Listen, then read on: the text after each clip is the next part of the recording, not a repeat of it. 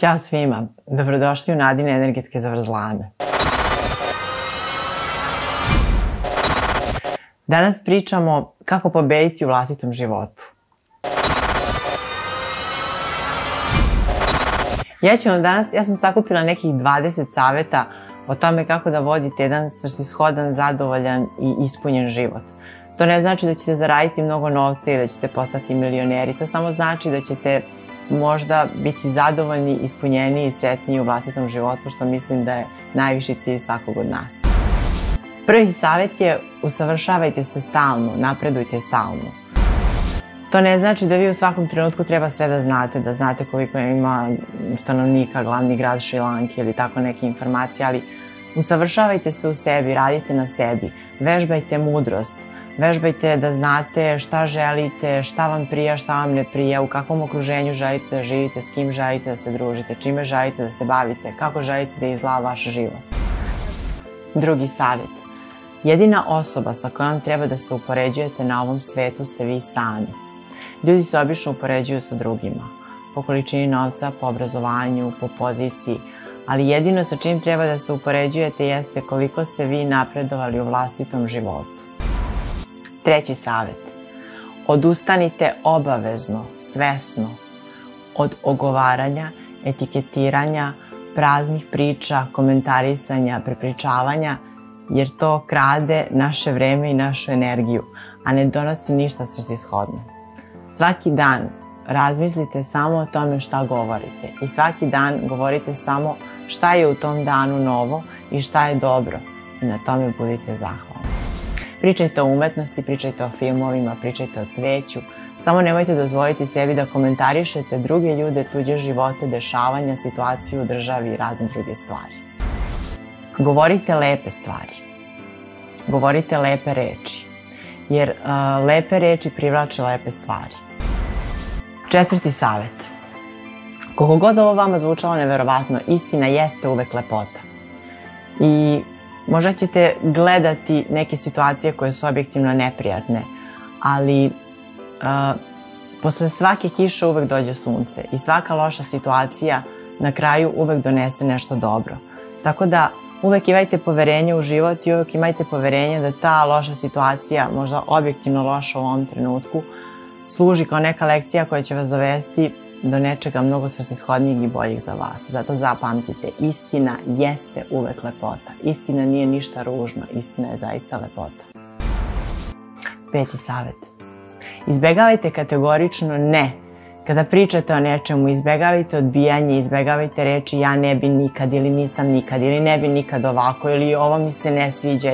Zato što sve to što strašno odbijate i što stvara taj grč u vama da nikako ne smete, ne možete ili nećete je neki deo vas koji treba da prihvatite ili neki deo vas koji smatrate manje vrednim.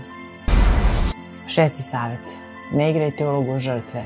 Ja znam da je uloga žrtve nekad veoma primamljiva zbog toga što ljudi time žele da pridobiju pažnju nekim pukanjem ili pričanjem nekih loših stvari koje im se dešavaju, ali uloga žrtve ne donosi ništa dobro.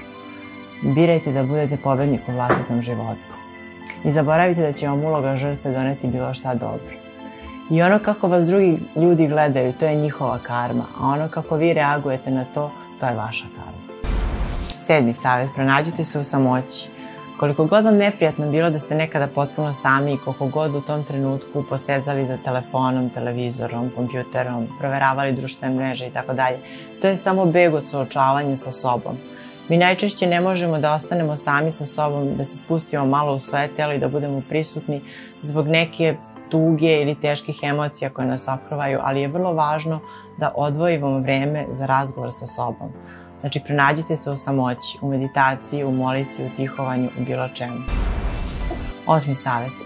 Ako nešto želite, uradite to odmah, bez izgovora i odlaganja. Dovoljno. Deveti savjet. Samopoštovanje ne možete dobiti od drugih. Ako očekujete vrednovanje od drugih, onda je to njihov sistem vrednosti, a ne vaš sistem vrednosti. Ako očekujete vrednovanje od drugih, to je njihova vrednost, a ne vaša vrednost. Deseti savjet. Vi ne privlačite ono što želite, vi privlačite ono što jeste. Ako ste ispunjeni besom, privlačit ćete bes. Ako ste ispunjeni strahom, dešavat će se situacije koje će potencirati taj strah u vama. Ako ste ljubav, vi ćete privlačiti ljubav. Znači, izazivanjem i vežbanjem odgovarajućih osjećaja u nama, to ćemo i privlačiti u našem životu. Vi ne privlačite ono što želite, vi privlačite ono što jeste. A ono što vi jeste, to je kako vibrirate. A ono kako vibrirate, to je koju emociju trenutno nosite u sebi. Jer emocija je čista vibracija, energija u pokretu, emotion. 11. savjet. Ne postoje granice. Ne postoje granice za vas. Postoje samo vaša ograničavajuća uverenja koja vam govore da nešto ne možete, ne smete ili nije moguće. Objektivno granice ne postoje i preispitajte se koja su to uverenja koja vas još uvek drže tamo gde vam nije potpuno udobno. 12. savjet. Ovo je vrlo bitan savjet. Da biste imali energije ne morate mnogo jesti. 70% naše energije jeste emocionalna energija. 30% naše energije dolazi iz hrane po energetskoj psihologiji. Prema tome, vi kada ste zadovoljni, vi kada ste ispunjeni, kada se bavite onim što zaista želite i volite, vama ne treba mnogo hrane. Uglavnom, najčešće unosimo mnogo hrane u sebe iz nekih različitih mentalnih i emocionalnih stanja, želeći da popunimo neku prazninu ili želeći možda da zatrpamo nešto ili želeći da sakrijemo nešto sa čim ne želimo da se suočimo. Znači, radite na sebi, bavite se svojim životom. Zašto se često osjećamo da smo umorni?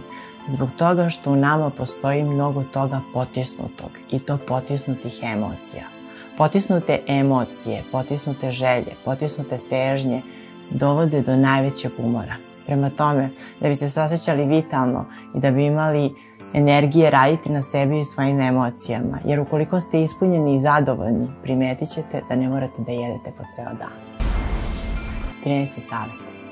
Imajte rituale. Dajte sebi vreme ujutro u kom ćete se uvesti u odgovarajuću emociju ili stanje mira koje ćete održavati tokom celog dana. Izbegavajte užurbana jutra. Dajte sebi vreme uveče pred spavanje koje ćete odvojiti samo za sebe. Mnogi ljudi pate od nesanice zbog milion informacija koje prikupe pred spavanje. Zbog toga odvojite vreme u tišini pred samo spavanje 20 minuta do pola sata koje će smiriti vaš um. 14. savjet koji je vrlo bitan i jednostavan. Odmarajte se. Odredite koliko vam treba noćnog spavanja da biste bili odmorni i dajte sebi tokom dana barem 20 minuta vremena za sebe. Odmor je najvažnija stvar u energetskoj psihologiji. Ukoliko ste umorni, ne postoji ni jedna tehnika koja vas može vratiti u balans sem odmora. 15. savjet.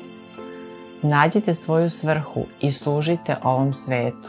Zbog toga što nesebično pomaganje drugima otvara naše srce i čini da se osjećamo ispunjeno i radosno. 16. savjet. Zahvaljujte se. Zahvaljujte se na svemu. Zahvaljujte se na svemu što imate, na najmanjim sitnicama, na stvarima u svom stanu. Zahvaljujte se na ljudima oko vas, zahvaljujte se na tome što dišete, zahvaljujte se na tome što možete da vidite, da gledate, zahvaljujte se na vazduhu koji dišete, zahvaljujte se čak i na lošim stvarima koje vam dolaze zbog toga što vas one spašavaju od ogorčenosti i razočarenja. Zahvaljujte se jer je zahvalnost jedino naše prirodno stanje, jedino stanje koje nas otvara da neke dobre stvari dođu u naš život. 18. savjet. Ne zaboravite da svaki dan pozovete ljude koji vam znače. Ne zaboravite da svaki dan provedete sa najbližima.